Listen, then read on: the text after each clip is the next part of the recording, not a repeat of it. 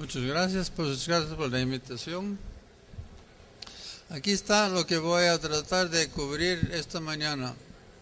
Me voy a referir a misión e indicaciones académicos, de indicadores académicos, selección de profesores y de alumnos, educación de futuros académicos, investigación, biomédica, ética, experimentación, y dan un ejemplo de un problema clínico llevado a la experimentación, interpretación científica y regresado como investigación, innovación clínica. Y para Guatemala, al final, una sugerencia de mi parte, una forma de cambiar un poco el concepto de académico. Me parece que la palabra académico en Guatemala se usa con cierta ligereza. ¿No se oye?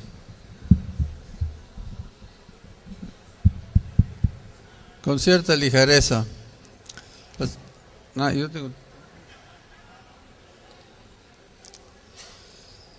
Como misión de una medicina académica es de crear una comunidad de médicos científicos comprometidos a liderar un esfuerzo para aliviar el sufrimiento humano causado por enfermedad.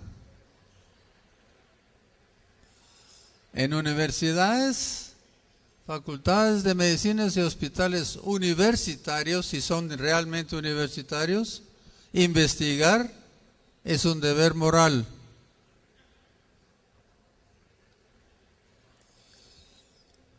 Ahora, ¿cuáles son indicadores académicos? Uno es la calidad del profesorado bajo el punto de vista de su capacidad y su progreso clínico, su capacidad docente y, muy importante, su contribución científica de investigación.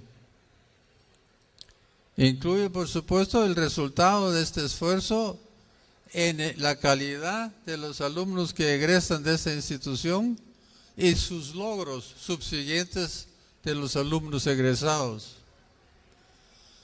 Investigación, es importante ver, por supuesto, que hay soporte económico, el porcentaje de presupuesto institucional, y bajo el punto de vista de investigación, calidad y cantidad.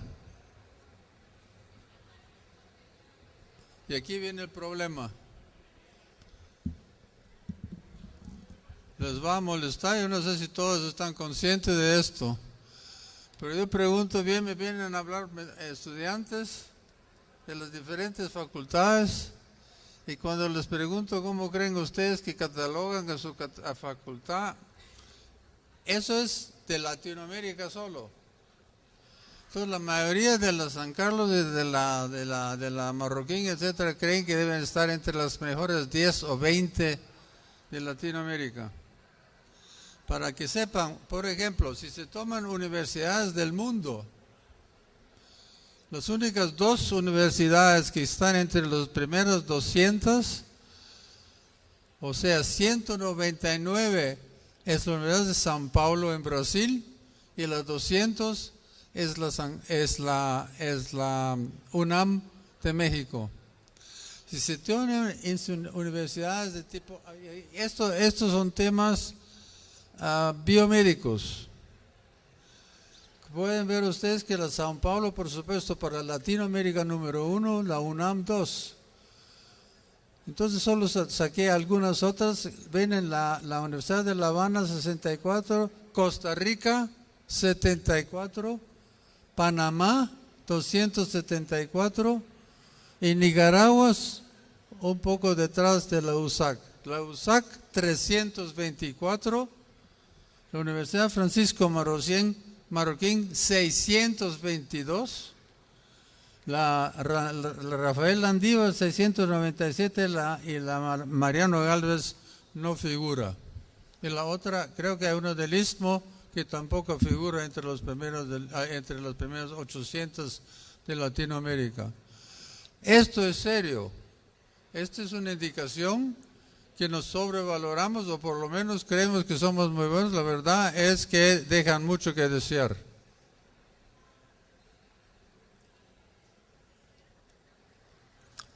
Puse ahí ¿Cómo puede? Esa información la pueden buscar ustedes en la computadora si quieren, ahí está, y lo pueden verificar, que esto sale publicado cada 2 años. Esto es de 2011. O sea, la misión de líderes académicos, uno es atraer, estimular, valorar y retener a los mejores profesores y estudiantes. Crear un ambiente que incentive investigar e innovar. Asegurar la excelencia de la institución, independencia académica y económica, además de mantener la más alta calidad clínica de investigación.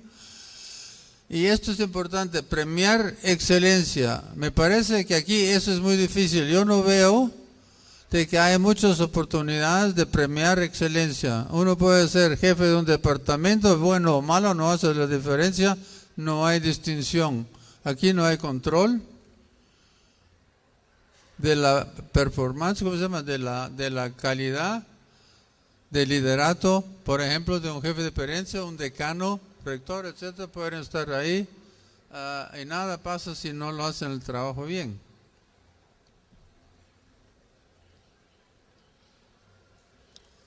Ahora, ¿cómo se opta o qué se hace para perseguir una carrera académica? Primeramente es importante tener un interés en ciencias biológicas y físicas.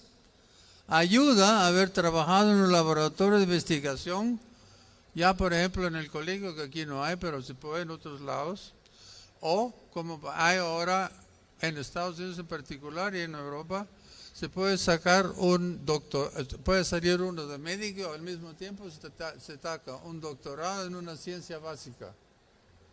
Esos son los médicos futuros, líderes intelectuales, la élite intelectual que va a estar envuelta en medicina académica.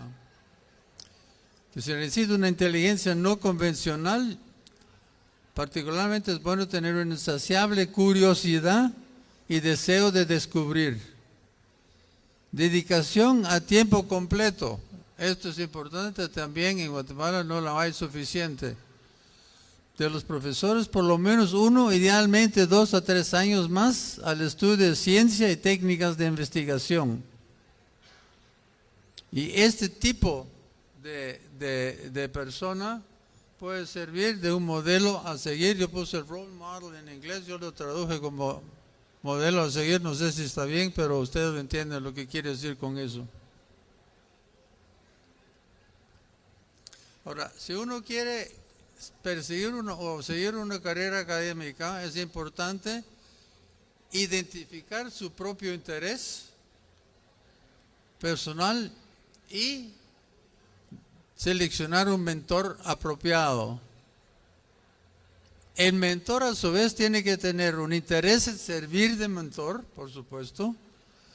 Debe ser experto en el área de interés, que goce con enseñar, que tenga un laboratorio, suficientes fondos, un compromiso de dedicar al joven investigador el tiempo necesario y una buena relación interpersonal.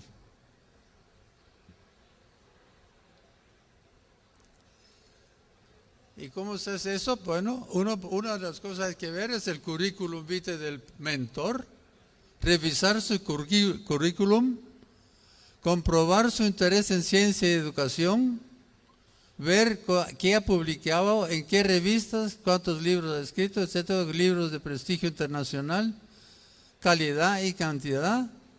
Y es muy importante también evaluar los logros de los alumnos que ha sido el mentor.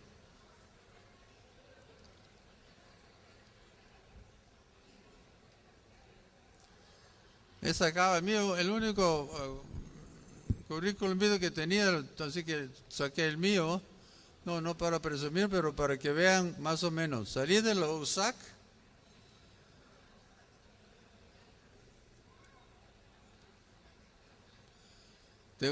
de médico, y después una especialización en cirugía general y cirugía cardiotorácica por 6 años en la Universidad de Minnesota. Ahora ahí, como como quería perseguir una carrera académica, saqué, como pueden ver, una maestría en bioquímica, un doctorado en fisiología y cirugía experimental y una maestría en ciencias biomédicas. Eso en esa época, eso se refleja en mi época.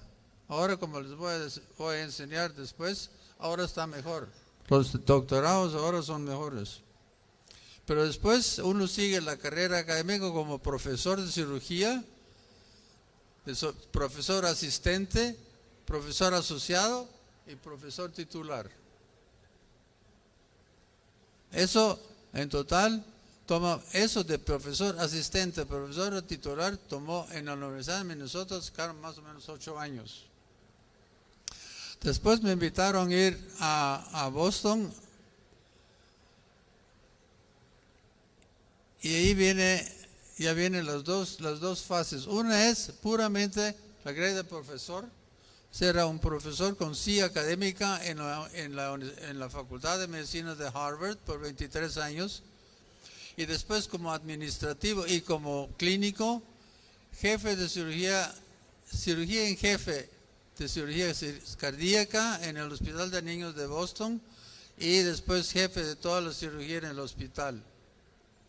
Es importante para que vean la diferencia. La parte de profesor académico de la Escuela de Medicina de Harvard o en cualquier otra donde sea, eso es casi vitalicio. Uno tiene tenure en inglés y hay que para que le puedan quitar a uno el título o echarlo de profesor es muy difícil. Realmente hay que haber matado a la suegra o alguien así para que lo se quite. Pero la parte administrativa de, por ejemplo, ser cirujano en jefe, esa parte que incluye administración, eso es un contrato renovable cada año. O quiere decir, si uno no hace buen papel, uno no le pueden quitar el profesor de profesor y uno puede seguir ahí de profesor. Pero la parte de jefe de departamento se lo pueden quitar porque ese es como les dije, es un contrato renovable anualmente. Y el departamento es reevaluado cada 5 años por un comité intramural, o sea, dentro de Harvard, y además se invitan ahí 2 o 3 gentes extramurales, expertos en el campo, que hacen una revisión total de lo que está pasando en ese departamento, qué pasan con los alumnos, qué alumnos se atrae, calidad de los alumnos, logros de los alumnos, cómo pasan los exámenes, en fin, ese tipo de cosas. Si llegan a la conclusión que tal vez la cirugía es muy buena, pero que si esto no está bien, pierde el contrato y no está reelecto en la parte administrativa. Pero si lo hace más o menos bien y se concluye que está bien, no está limitado, y yo estuve ya, por ejemplo, 23 años. Eso de cambiar, por ejemplo, o rotar jefes de departamentos cada 2 años, a mí me parece una tontería. Si lo hace bien, está bien, y si no lo hace bien, se debería quitar. Así que esto funciona bien. Y ahí se requiere, una de las cosas que se mira, por ejemplo, es la contribución del departamento, en qué forma. Y aquí publicaciones personales de revistas, 437 y 2 libros. Todas esas cosas se toman en cuenta en la evaluación del individuo líder académico. Como les dije, el mío tenía fisiología, etcétera. Esto ya no existe tanto más. Fisiología en la mayoría de las universidades, facultades de medicina ya no existen. La fisiología está dada por los clínicos y no hay un departamento como tal, un departamento de biología celular o molecular, etcétera. Pero la fisiología en el clásico sentido no es como patología. Ahora, por ejemplo, las generaciones nuevas sacan un doctorado en biología celular o molecular, genética, cardiología molecular, neurobiología, en fin, ustedes pueden ver ahí. Esos son los títulos que la gente que van a ser los futuros líderes de la académicos, médicos, siguen este tipo de entrenamiento. Esto me lo enseñó Joaquín Barnoyo. Yo no sabía que se podía secar. Pero el que busca, por ejemplo, alguien, digamos que en nuestro caso, que un joven o una joven que quiere seguir una carrera académica, dicen, bueno, oí que en el Children's Hospital de Boston estaba bastante bien, pero quería tener evidencia. Ahora hay en la computadora, y a propósito, yo no lo sé hacer, pero Joaquín lo sabe hacer, se puede sacar un artículo que escribimos sobre reparación anatómica en el neonato de una malformación congénita que vamos a ver en un momento. Pero pueden ver el impacto, se puede medir ahora, ustedes lo pueden ver en computadora, el impacto de este artículo en el mundo.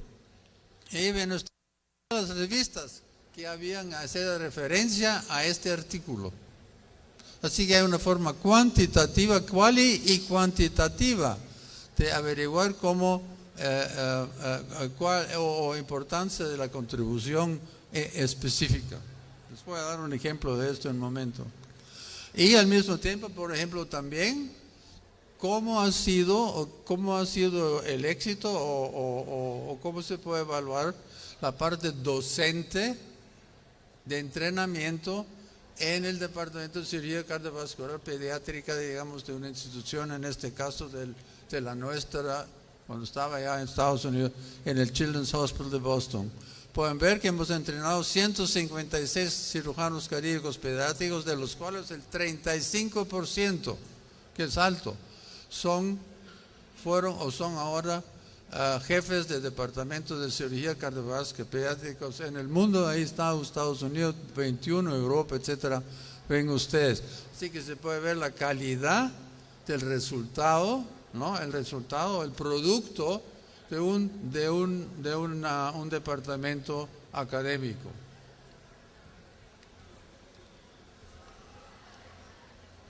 Y como resumen, un especialista, pues, un médico académico, se busca una especialidad dentro de la medicina, debe ser educador.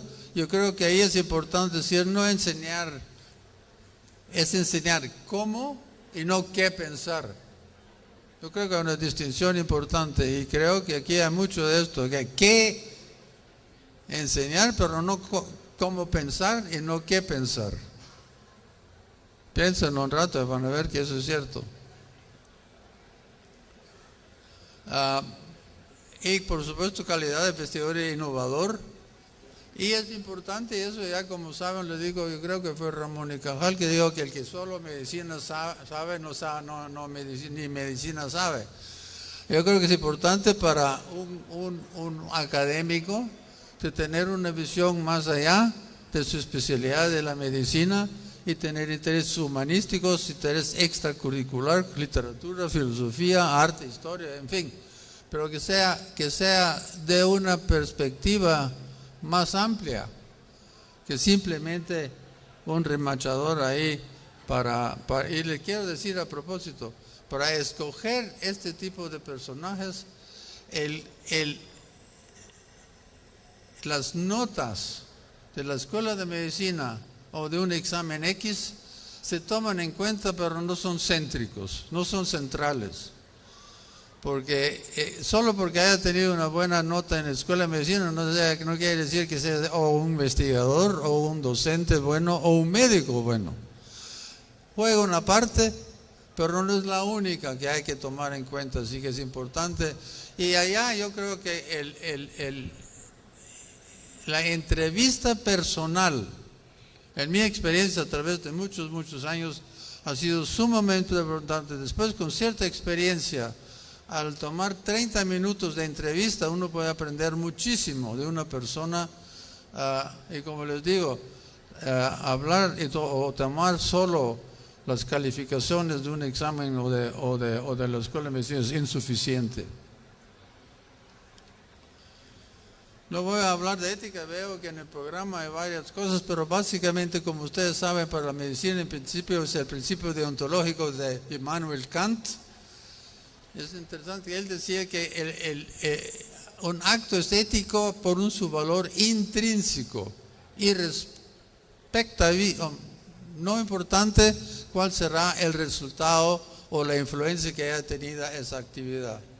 Y vino después Bentham y Mill en Inglaterra,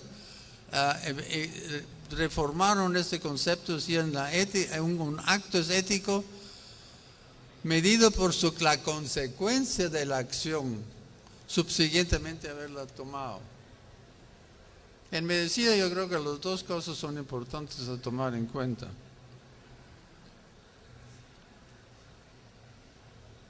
Experimentos humanos son éticos si se obtiene además consentimiento informado y legal del paciente y se toman las debidas precauciones. Como saben, hay muchos ejemplos de la medicina, por ejemplo, la medicina nazi, y últimamente resultó en Guatemala, ¿no?, que en los años 40 hubo esos experimentos en el psiquiátrico, etcétera, que era curioso, que esto era después ya de las atrocidades de los campos de concentración. Este es otro tema, pero era interesante. Pero eso es importante. Así les voy a dar un ejemplo de una investigación clínica básica de lo que es un ambiente académico. Uno es identificar, digamos, un problema clínico. De ahí se busca una solución a través de una investigación científica experimental. Y si es positiva, entonces eso te puede utilizar estos resultados para resolver mejor el problema clínico inicial del paciente. Les voy a dar un ejemplo. No los voy a aburrir con cirugía cardíaca pediátrica, pero es interesante. Si ven aquí, estos son corazón normal en el sentido que son atrio izquierdo, ventrículo izquierdo, atrio derecho, ventrículo derecho, pero como pueden ver, las arterias salen equivocadamente. La arteria pulmonar sale del ventrículo izquierdo y la aorta con sus ramas coronarias y todas las ramas del árbol arterial sale del ventrículo derecho. Eso per se es incompatible con la vida, por supuesto. En algún lado se tiene que mezclar la sangre y usualmente se nacen estos niños con un pequeño foramen oval. Pero no permite sobrevivir. Hay varias cosas que se han hecho en la cirugía, pero una de las primeras cosas que surgió fue esta operación ortoterminal, en la cual, como pueden ver, hay una corrección fisiológica que se hizo una operación por colgajos, etcétera, que se logra que la sangre azul pase al ventrículo izquierdo, de la cual sale la arteria pulmonar, ¿no? Así que sangre azul va al lecho capilar pulmonar y del otro lado del colgajo pasa la sangre roja al ventrículo derecho, que es de donde sale la arteria pulmonar. Así que es una corrección fisiológica, pero no anatómica, porque el ventrículo derecho tiene que hacer la labor del ventrículo izquierdo. Es una bomba básicamente de volumen que tiene que hacer el papel de bomba sistémica de presión. Eso tenía sus inconvenientes y no vamos a entrar en detalles. Lo ideal, por supuesto, sería de hacer una corrección tanto fisiológica, sangre roja a la aorta, sangre azul a la pulmonar, como anatómica. Para eso se tenía que idear, no vamos a entrar en detalles, pero se quitan las coronarias de aquí, de la pulmonar, se transfieren a la aorta proximal y se cambian arriba, que así que sale la sangre roja a la circulación sistémica. Eso es una corrección tanto fisiológica como anatómica. El problema es que en transposición, como se recuerdan, La aorta sale del ventrículo derecho. Al nacer, normalmente, si ustedes ven aquí,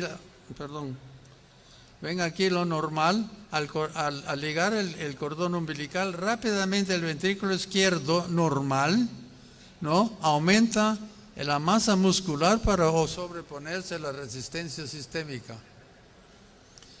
En transposición, el ventrículo izquierdo, que es el ventrículo pulmonar, como pueden ver, no sufre ese aumento de la masa muscular y no sirve como el ventrículo izquierdo después de muy poco tiempo.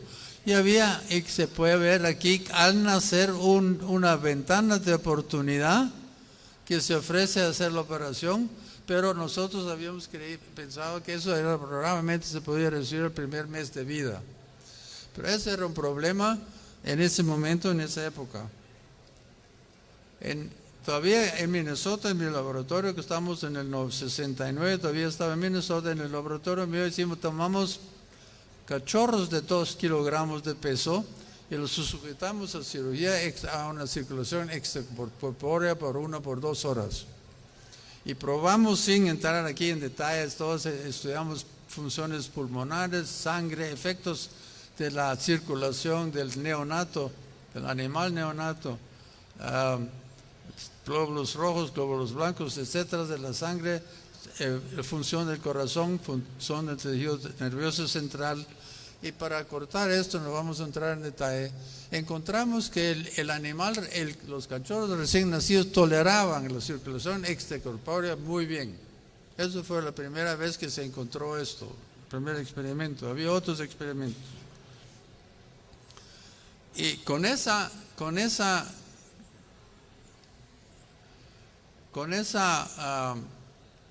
hallazgos ya, o mejor dicho, experimentos, interpretaciones, logramos a convencernos a nosotros mismos y a las instituciones de que esa era una operación factible en el neonato. La historia natural de la transposición concepto intacto, sin hacer nada, como pueden ver, solo un 9% sobrevive el primer mes, 2% vive más allá de 6 meses y ninguno vive más de 1 año. Así que esa es una malformación letal, como pueden ver, muy, muy temprana. Y con esta operación del switch arterial, de la corrección anatómica, a los 10 años, había una sobrevida de 96%, que incluye mortalidad hospitalaria. Así que sí pueden ver que hubo un impacto muy importante y no solo para la transposición, pero eso sirvió el neonato. Por primera vez se vio que era un sujeto muy, muy positivo para la cirugía correctiva. Y tenía la ventaja además que mientras más temprano se corregía la malformación congénita, mejor para el corazón, los pulmones, el cerebro, etc.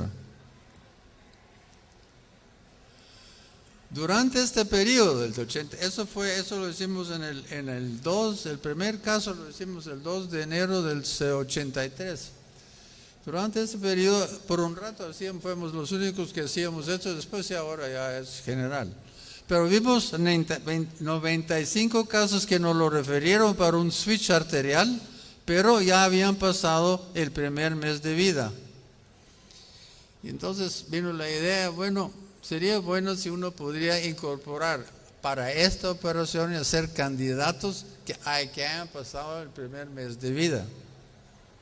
Y ahí vimos, como les dije, eran los 95 pacientes, que la gran mayoría eran entre los primeros 15 meses que habían sobrevivido, en haciéndole una apertura mayor entre el atrio. Entonces pensamos cómo se podría aplicar esta operación correctiva, anatómica y fisiológicamente, a niños que se habían hecho el diagnóstico más allá del primer mes de vida. Es interesante, en ratas, si se hace una coartación de la aorta, o sea que se introduce una obstrucción a la salida del ventrículo izquierdo, miren la respuesta genética tan rápida que dentro de 8 días la masa muscular del ventrículo izquierdo, en este caso fue la pared libre del ventrículo izquierdo, había aumentado un 35% de su grosor. Si se deja la coartación, se sigue igual. Si se quita, esto disminuye a la misma velocidad que aumenta la masa muscular, también disminuye. Pero viendo esto, creemos que, bueno, el ser humano, el neonato debería responder en forma muy similar. Y aquí ven la respuesta molecular, genética. Eso es en español, la cadena de miosina pesada del mensajero RNA en amarillo, que bueno, ves, a las 2, 3, 4 horas, ya había, a las 8 horas había servido lo máximo su expresión, y la proteína, que es el producto de la simulación de esto, como pueden ver, también a los 10 horas se había manifestado su máximo elevación. Así que con la prueba en las ratas y con la conformación genética de la producción de proteína y de masa muscular, con estos datos nos sentimos suficientemente fortalecidos para poder hacer esto en los niños que llegaban más allá del primer mes de vida. Y interesantemente, como pueden ver, la masa muscular aumentó en 7 días exactamente como la rata, aumentó más o menos un 35%. Muy interesante. Con eso entonces pudimos llevar a estos pacientes cuando a sala de operaciones le hacíamos un cerclaje de la arteria pulmonar que sale del ventrículo izquierdo y una fístula, y les teníamos en el cuidado intensivo por una semana, y a la semana le llevamos a la sala de operaciones para hacerle el switch arterial, y ven así los resultados con una mortalidad, considerando la gravedad de la complejidad de la enfermedad, está muy aceptable. Así que ven ustedes como la parte clínica, el problema clínico, se identificó, se llevó y se hizo experimentación, que llevó una innovación y que después se pudo llevar para pacientes. Así que en conclusión, con la experimentación humana en el tratamiento y la transposición de las grandes arterias hemos cumplido con nuestro deber académico de investigación innovadora, cumpliendo además con principios éticos, deontológicos, utilitarios. Las bases científicas y los resultados clínicos han sido aceptados mundialmente, y el tratamiento quirúrgico de otras malformaciones complejas del neonato son ahora terapia estándar. El éxito docente de nuestro programa en el Children's Hospital en Boston se refleja en el número de jefes de departamentos producidos, que era un 35% que les había enseñado. Bueno, aquí tengo una sugerencia para Guatemala. Creo que cada facultad sola no tiene el suficiente respaldo económico para tener una serie de laboratorios sofisticados. Y yo pensaba, no sé si es aplicable o no, que se podía tener hacer un centro nacional de investigación biomédica. Eso no es tan caro. Al mismo tiempo, y equiparlo para X número de tipo de investigaciones. Hay que ver si en el país existe ya gente capaz de estar allá como docentes y como experimentadores. Si no los hay, se puede mandar al extranjero fácilmente. Si no les gustan los Estados Unidos, los pueden mandar a Alemania, al Albert Planck Institute o otros lados, por 2 o 3 años para que regresen con un doctorado. Mientras tanto, mientras que están haciendo esto, el país hace este centro. Yo creo que unos $3 millones se hace. Considerando de todo lo que pasa y que los políticos, lo que se levanta, $3 millones no es mucho. Este sería el centro. De este centro podrían salir los docentes de las ciencias básicas para todas las facultades que puse yo aquí de Guatemala. Creo que es la USAC, la del Valle, aunque no tenga escuela de medicina, la del Valle tiene un grupo de biomédico muy importante y muy bueno. Para la Marroquín, para la Rafael Landívar, Mariano Galvez, y creo que hay una mesoamericana que alguien me dijo que hay una que yo no sabía que existía.